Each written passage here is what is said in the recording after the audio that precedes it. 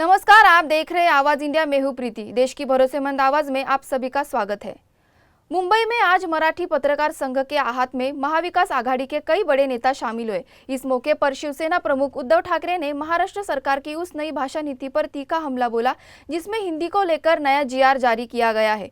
उद्धव ठाकरे ने साफ कहा कि सरकार जबरन अगर हिंदी भाषा थोपेगी तो यह आंदोलन और उग्र होगा। उन्होंने इस मुद्दे पर सीधे सीधे राज्य सरकार को चेतावनी दी और कहा कि भाषा को थोपा गया तो जनता बर्दाश्त नहीं करेगी। महाविकास आघाड़ी के नेताओं ने इसी जीआर की एक प्रतीकात्मक प्रतिलिपि को जलाकर विरोध जताया। अपने बयान में उद्धव ठाकरे ने कहा, गनीमत है कि महाराष्ट्र सरकार में एक मंत्री तो कम से कम इसे समझ रहा है और यू टर्न लेता नजर आ रहा है। ठाकरे का यह इशारा उप मुख्यमंत्री अजित पवार की ओर माना जा रहा है, जिन्होंने हाल ही में इसी जीआर पर पुनर्विचार की बात की थी। इसे पूरे प्रकरण का केंद्र 5 जुलाई को प्रस्तावित मोर्चा भी है, जिसे उद्धव ठाकरे ने सरकार के लिए बड़ा इशारा करार दिया। उन्होंने कहा कि अगर सरकार ने अपनी नीति में बदलाव नहीं किया तो आंदोलन का रूप और तीखा होगा। आइए सुनते हैं क्या कुछ कह रहे हैं शिवसेना चीफ उद्धव ठाकरे। अध्यादेश मान्य घ्या। आम्ही दबाव आम्ही हे स्वीकारतच नाही होत। त्याच्यामुळे एखादी गोष्ट तर आम्ही आमच्या वतीने हा विषय संपवलेला आहे।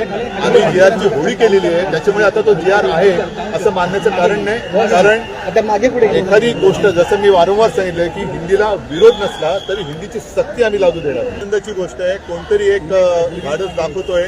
सगळेच जण गुलाम झालेले नाहीयेत, त्याच्याबद्दल कौतुक आहे।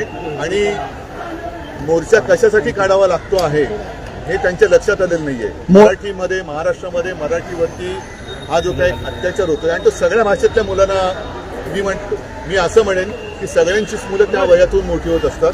त्यांच्या त्या मनावरती त्या वयामध्ये किती आपण भार टाकतो हा सुद्धा एक मोठा विषय। एक समिती स्थापन केली जाईल तज्ज्ञांची आणि त्यानंतर मग काही अंतिम निर्णयावर सरकार येऊ शकतं असंही म्हटलं जातं। आम्ही अभ्यासगट केला होता तो त्याच्यासाठी होता, पण त्या अभ्यासगटाचं पुढे काय झालं हा याचं कोणी काय सांगत नाहीये।